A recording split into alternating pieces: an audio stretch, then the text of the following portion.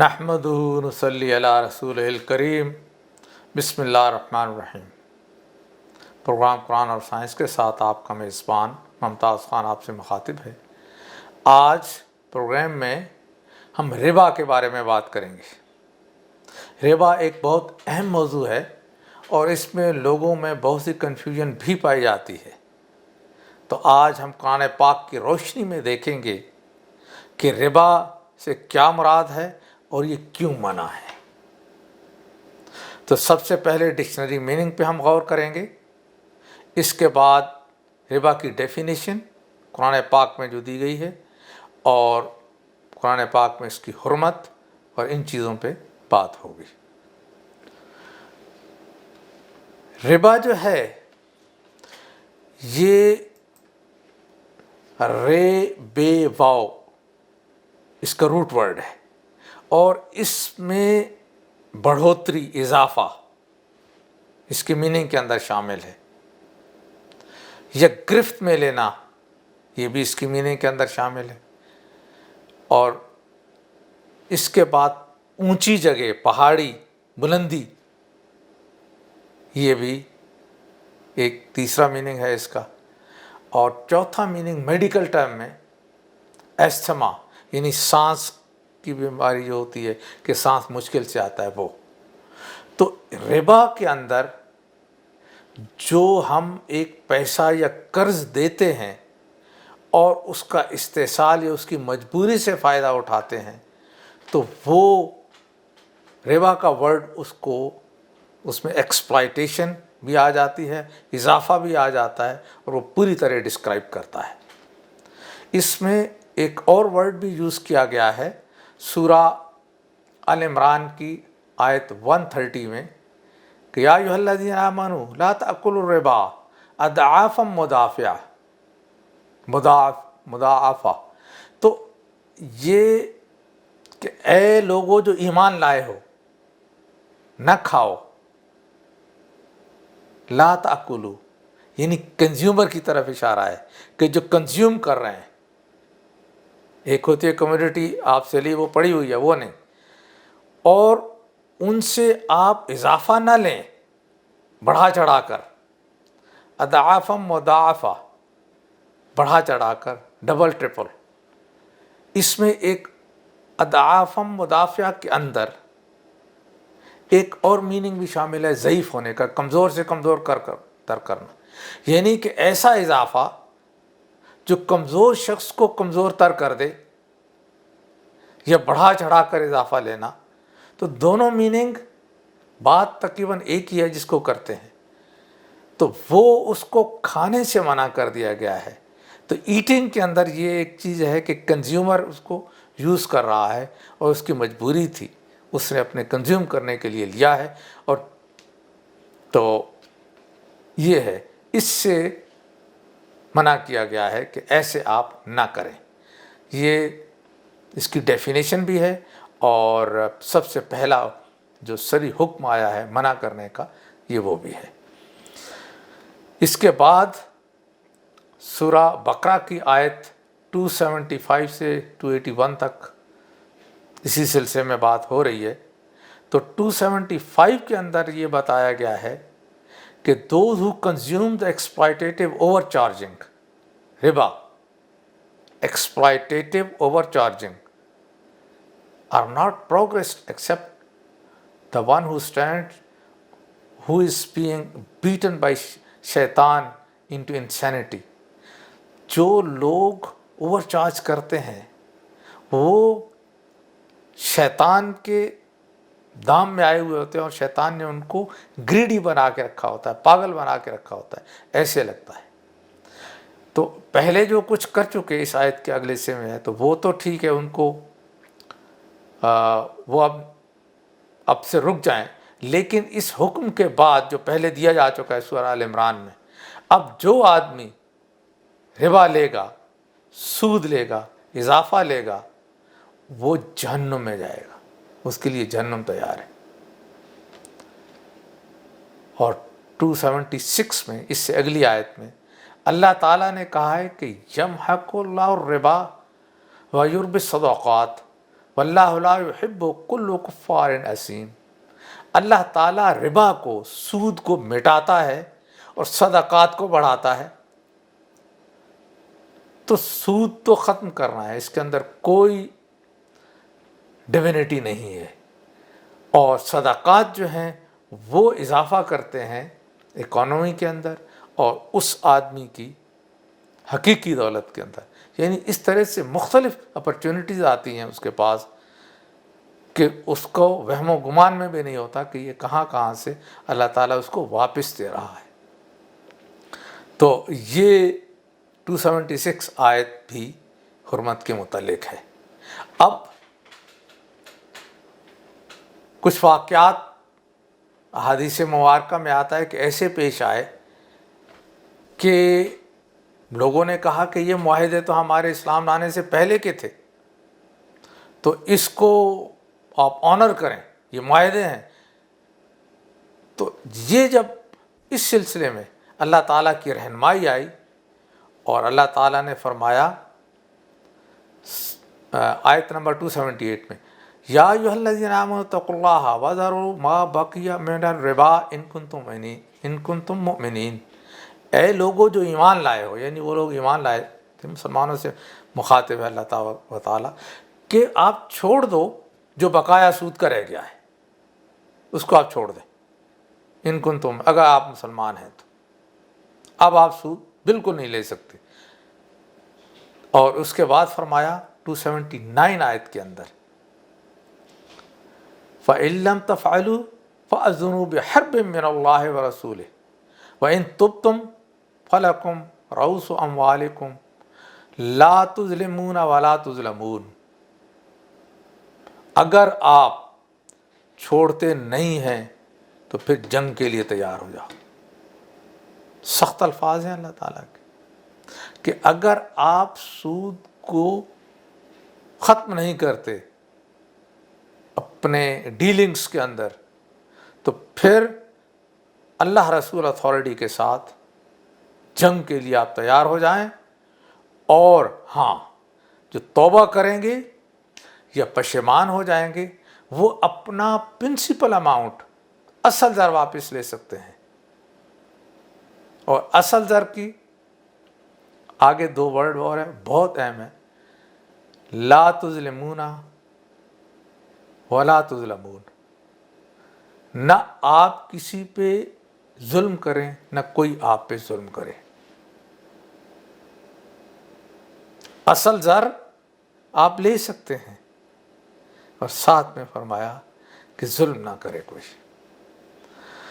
اب یہاں ایک بہت اہم نقطہ ہے جو ابھی تک اکثر جگہوں پہ حل نہیں ہوا ہے اور لوگوں کے اندر کنفیوژن ہے، اور وہ یہ ہے کہ ایک ہوتی ہے کسی چیز کے اندر اس کی اپنی ویلیو، انٹرنسک ویلیو جسے ہم کہتے ہیں، جیسے سونا ہے تو سونا ایک ویلیوبل چیز ہے، چاندی ایک ویلیوبل چیز ہے، کمیڈیٹی ہے، گندم ہے،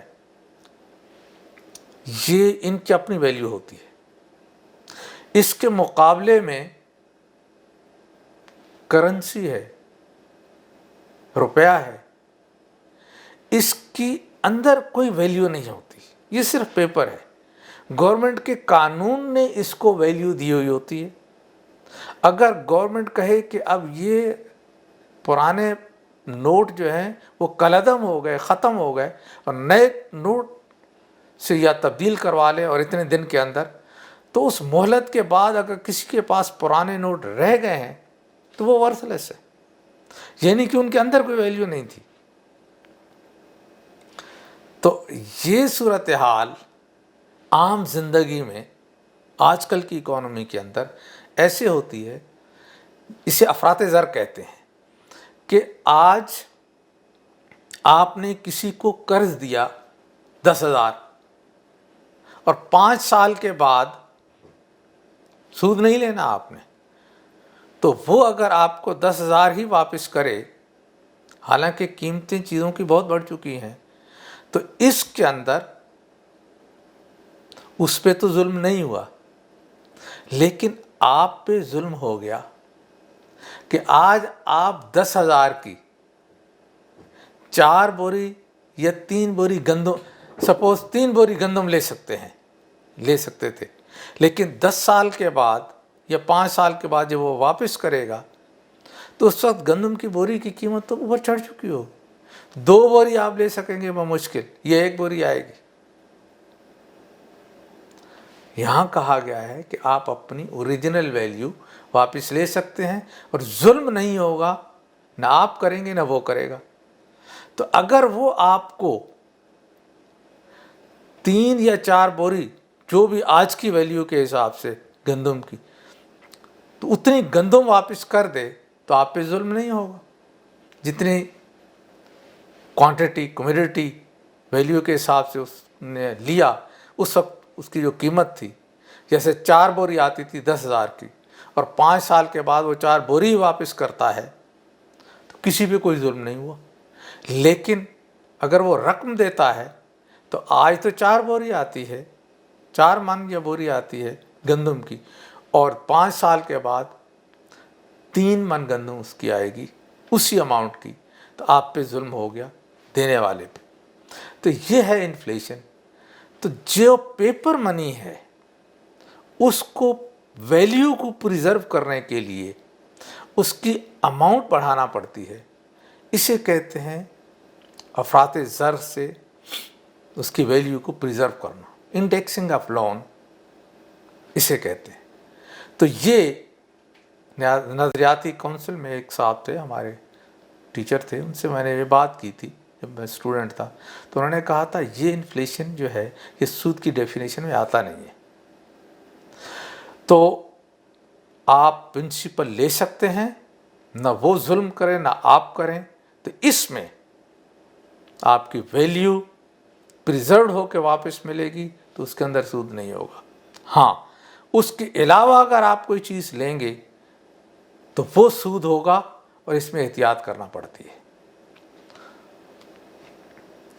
انفلیشن کے لیے ایک اور چیز بتا دوں کہ گورنمنٹ اناؤنس کرتی ہے ہر سال، اس کے پاس ایک باسکٹ ہوتی ہے جس کے اندر مختلف کمیڈیٹیز ہوتی ہیں، 4-5 یا اس سے زیادہ، اور ان کی پرائس سال کے شروع میں کتنی تھی اور ان کی کوانٹٹی، اس حساب سے سال کے آخر میں ان کی پرائسز چیک کی جاتی ہے، اور جو انکریز ہوا ہوتا ہے اتنے % انفلیشن کا ریٹ اس کنٹری کے اندر، اس علاقے کے اندر ڈکلیئر کر دیا جاتا ہے. تو یہ preservation of value of the currency کی بات ہو رہی ہے. اب سورہ 280 میں ہم آتے ہیں. سختی سے منع کر دیا گیا 279 میں کہ ہم جنگ کریں گے. اب یہاں پہ آ کے آپ کو یہ کہہ دیا گیا کہ آپ اصل زر واپس لے سکتے ہیں، لیکن ایک اور شرط لگا دی سورہ بقرہ کی آیت 280 میں کہ وَإِن كَانُوا ذُو عُسْرَةٍ فَنَظِرَةٌ إِلَىٰ مَيْسَرَةٍ وَأَن تَصَدَّقُوا خَيْرٌ لَكُمْ إِن كُنتُمْ تَعْلَمُونَ. The debtor is straitened circumstances give him respite. اگر وہ مشکل حالات میں ہے تو اس کو مہلت دینا ہوگی.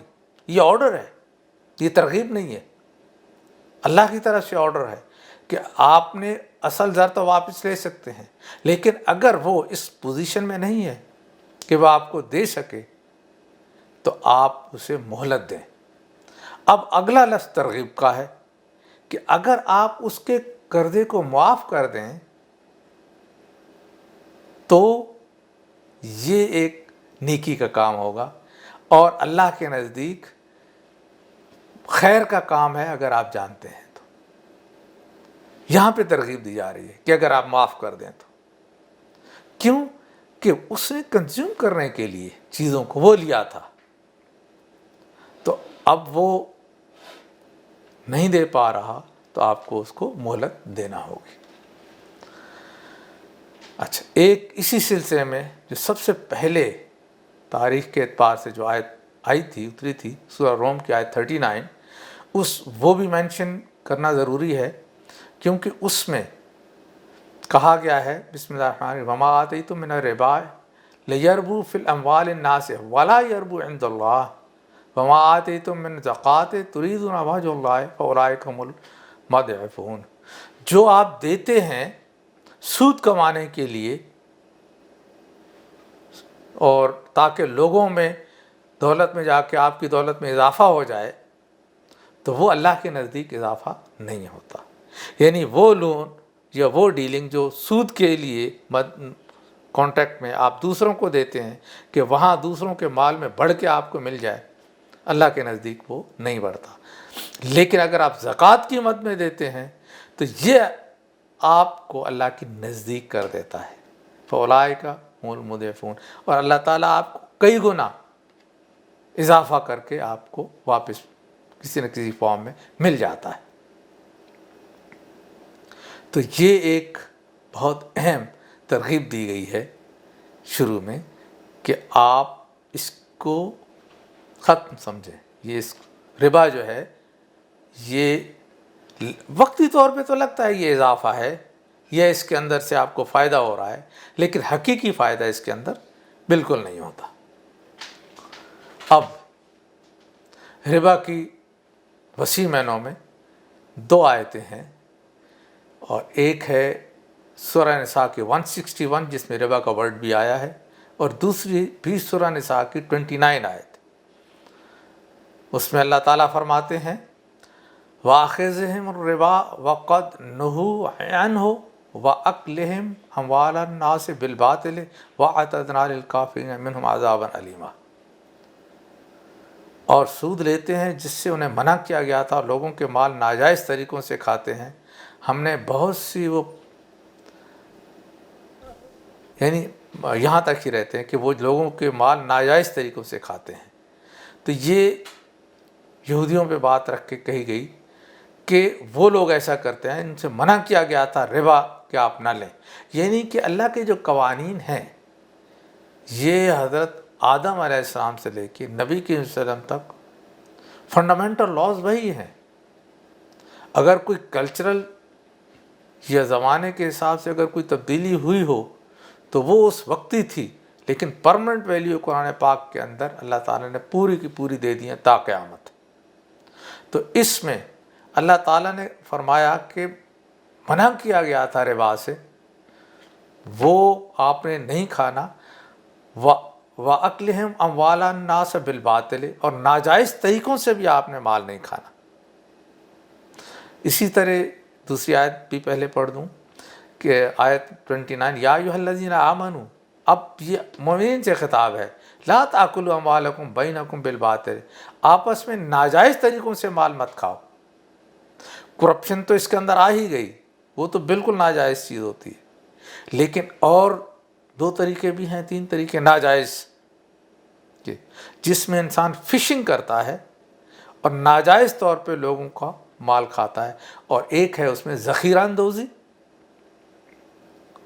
کہ چیزیں پہلے اکٹھی کر کے رکھ لیں تاکہ مارکیٹ میں شارٹیج پیدا ہو جائے، اور پھر بڑھا چڑھا کے قیمتیں دگنا تگنا کر کے اضعاف مضاعفہ وہ کر کے بیچیں. تو ناجائز طریقے سے جو مال کھانا ہے یہ بھی منع کر دیا گیا اس سے کہ بالباطل آپ نہیں کھا سکتے.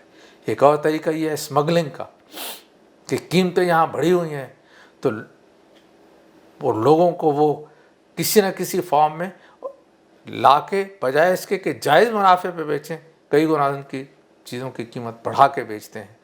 اور ایک طریقہ ہے کارٹل، جسے کہتے ہیں منوپلی، کہ جیسے شوگر ہے یا کوئی اور چیز کمیڈیٹی ہے تو یہ مینوفیکچرر یونٹی بناتے ہیں، پہلے معاہدہ کر لیتے ہیں کہ ہم یہ قیمت رکھیں گے سارے مل کے تاکہ اس کی قیمت اونچی رہے اور پروفٹ جو ہے وہ زیادہ سے زیادہ کما سکے. تو عام کمپٹیشن ختم کر دیتے ہیں. تو جب کمپٹیشن ختم ہوتا ہے تو یہاں استحصال شروع ہوتا ہے، مجبوری کا فائدہ اٹھانا شروع ہوتا ہے. اور جب مجبوری کا فائدہ اٹھایا جاتا ہے یہ شیطانی عمل ہے، یہ سیلفشنس ہے. شیطان کیا سکھاتا ہے؟ خود غرضی سکھاتا ہے کہ لوگوں کی پرواہ نہ کرو، تمہارے لیے یہ چیز اچھی ہے، تمہارے فائدے کی ہے، اس کو کرو. لیکن اللہ تعالیٰ کی ہدایت جو ہے وہ یہ ہوتی ہے کہ اپنی ذات سے عوام الناس کو فائدہ دو. مثال کے طور پہ لہا ما کسبت وعلیہا ما اکتسبت، کہ اگر میں اپنے فائدے کے لیے کوئی کام کرتا ہوں، جیسے اپنے گھر کی صفائی کر کے جو کوڑا کرکٹ ہے وہ باہر گلی میں پھینک دیتا ہوں، تو وقتی طور پہ میرا گھر تو صاف ہو گیا، لیکن جس معاشرے میں میں رہ رہا ہوں ان میں لوگوں نے ایسا کرنا شروع کر دیا تو وہاں تعفن پھیل جائے گا۔ لیکن جو لوگ آپ دوسروں کا فائدے کے لیے جو کام کرتے ہیں، آپ کی اپنی ذات کو بھی اس سے فائدہ ہوتا ہے۔ تو جیسے میں گھر کا کوڑا کرکٹ پراپر جگہ پہ جا کے ڈمپ کروں اور سارے لوگ ایسا کرنے لگیں تو معاشرہ کتنا پاک صاف ہو جائے کہ میں ایک دوسروں کے فائدے کے لیے کام کر رہا ہوں اور پورا معاشرہ میرے فائدے کے لیے کام کر رہا ہے۔ یہ ہے جنتی معاشرہ۔ لیکن شیطان کیا کہتا ہے؟ شیطان ترغیب دیتا ہے کہ خود غرضی اختیار کرو، یہاں پہ دوسروں کے لوٹ سے بھی اگر آپ کے ناجائز طریقے سے بھی پیسہ آتا ہے تو لے لو، اور اس طرح سے معاشرے میں خرابیاں پیدا ہوتی ہیں۔ ترغیب دیتا ہے وہ عمل، تو انسان خود رسپانسیبل ہے کرنے کا۔ تو اس سے بچنا، جو لوگ شیطان کے اس حربوں سے بچتا ہے وہ اس کے اندر شخصیت کی تعمیر ہوتی ہے اور وہ آگے بڑھتے ہیں، آگے بڑھنے کے مواقع ہوتے ہیں۔ تو مال نہ کھائیں بالباطل ناجائز طریقوں سے، ایکسپلائٹ کر کے دوسروں کی ضروریات کو۔ تو یہ ربا کے ان میننگ میں آ جاتی ہے جہاں گرفت ہے، جہاں گردن کی پکڑ ہے، جہاں لوگوں کو عام طور پہ یہ ہوتا ہے کہ قرض دے دیا اور سود پہ دے دیا، اب وہ بیچارہ غریب آدمی پوری زندگی اتار نہیں سکتا تو خدمت میں ہی لگا رہتا ہے۔ تو اس چیز کے خلاف جنگ کرنے کا اعلان کیا گیا ہے اور اس چیز کو ٹوٹلی منع کر دیا گیا ہے کہ نیٹ انٹرسٹ یا سود جو ہے وہ منع ہے۔ اب ہم ایک اور چیز دیکھتے ہیں کہ آج کل کے زمانے میں ہمارا بینکنگ سسٹم میں کیا ہے۔ تو اس سلسلے میں الازہر یونیورسٹی نے اپنا ایک لیگل اوپینین جاری کی ہے جو نیٹ پہ اویلیبل ہے، جس میں یہ بتایا گیا ہے کہ یہ بینکنگ سسٹم جو ہے یہ لوگوں کی نیڈ کو ایکسپلائٹ کرنے والی بات نہیں، یہ وہ نہیں ہے، ربا کی ڈیفینیشن میں آتا نہیں ہے۔ لیکن میرے اپنے حساب میں پروفٹ اینڈ لاس جب ایڈ کر دیا گیا بینک میں ان اکاؤنٹس میں تو وہ سود کا نظام ختم ہو گیا۔ اب اس کے اندر آپ نفع میں بھی شریک ہیں اور لاس میں بھی شریک ہیں، تو مشارکہ یا مضاربہ ان اشکال میں آ جاتا ہے۔ تو اس حساب سے اب بینک میں آپ نے پیسہ جمع کرایا، بینک کو ضرورت نہیں تھی مثال کے طور پر، تو بینک نے آگے بزنس پہ لگایا اور بزنس میں لگانے کے بعد کچھ حصہ اپنے پاس رکھا اور باقی آپ کو دے دیا، اور اگر اس کے فنڈ مینیجر کی غلطی کی وجہ سے بینک کو نقصان ہوا تو آپ کو کئی جگہوں سے فائدہ بھی ہوتا ہے، تو آپ کو جو ہے یا تو نفع کم ملے گا یا ملے گا ہی نہیں، یا پھر آپ کو نقصان برداشت کرنا ہوگا۔ تو یہ کلوز ڈال دی جاتی ہے۔ تو اس حساب سے ہمارا بینکنگ سسٹم جو ہے یہ چل رہا ہے، اسے اسلامک بینکنگ سسٹم کہتے ہیں۔ تو اس کی بنیاد یہی ہے۔ اس کے علاوہ اس کی اور بھی کئی شرائط ہیں کہ ان بزنسز سے آپ نے نہیں کمانا جو حرام بزنس ہے، جیسے الکوہل کے بزنس ہے یا کوئی اور کئی طریقے کے، تو اس سے انویسٹمنٹ نہیں کرنی۔ بزنس پاکیزہ ہو، اچھا ہو، جو جائز ہو، اور وہاں سے جائز پیسہ پروفٹ اینڈ لاس میں آئے۔ تو یہ اور طریقہ ہے۔ اور اسی طرح بینک اگر انفلیشن کی اماؤنٹ ایڈ کر کے آپ کو دیتا ہے واپس، تو وہ پریزرو کر کے اس نے آپ ہی کی رقم آپ کو واپس کی، پریزرویشن آف ویلیو میں آ گیا۔ تو انفلیشن کے حساب سے اگر اس نے کوئی انکریز کی تو بینک نے آپ کو حقیقت میں کچھ نہیں دیا، آپ کی اپنی اوریجنل اصل ویلیو واپس کی، یعنی آپ پہ ظلم نہیں ہوا۔ تو یہ اس ڈیفینیشن میں آئے گا۔ تو یہ آج کل کے حالات پہ ہم اس کو کس طرح سے اپلائی کر سکتے ہیں، تو اس کے بارے میں یہ ہے کہ یہ سسٹم دیکھنا پڑے گا کہ انویسٹ کرتا ہے وہ، اور انویسٹمنٹ سے آپ کو انکم دیتا ہے، کچھ بینک سروس چارجز اپنے خود رکھتا ہے، تو وہ ایک سسٹم الگ ہے۔ اور الازہر یونیورسٹی کا جو فتویٰ ہے، یہ لیگل اوپینین ہے، وہ آپ انٹرنیٹ پہ دیکھ سکتے ہیں۔ اور تو آج کے پروگرام کا میں نے یہی کچھ کہنا تھا، اور خلاصہ یہ بتا دوں کہ ربا یا سود جو اضافہ جس میں استحصال بھی شامل ہوتا ہے وہ بالکل منع ہے، اور اگر ہم اس کے اندر رسک شامل کر لیتے ہیں، انویسٹمنٹ کی صورت میں کسی کو قرض دیتے ہیں اور اس کے نقصان میں بھی شریک ہو جاتے ہیں، تو وہ جائز ہے، وہ پھر بیع میں آ جاتا ہے۔ آج کے پروگرام کا وقت ختم ہوا چاہتا ہے۔ اس پروگرام کے سلسلے میں اگر آپ کو کوئی حوالہ درکار ہو یا ایکسپلانیشن درکار ہو تو میرا ٹیلی فون نمبر اور ای میل ایڈریس اسکرین پہ ظاہر ہو رہا ہے، بلا تکلف آپ پوچھ سکتے ہیں۔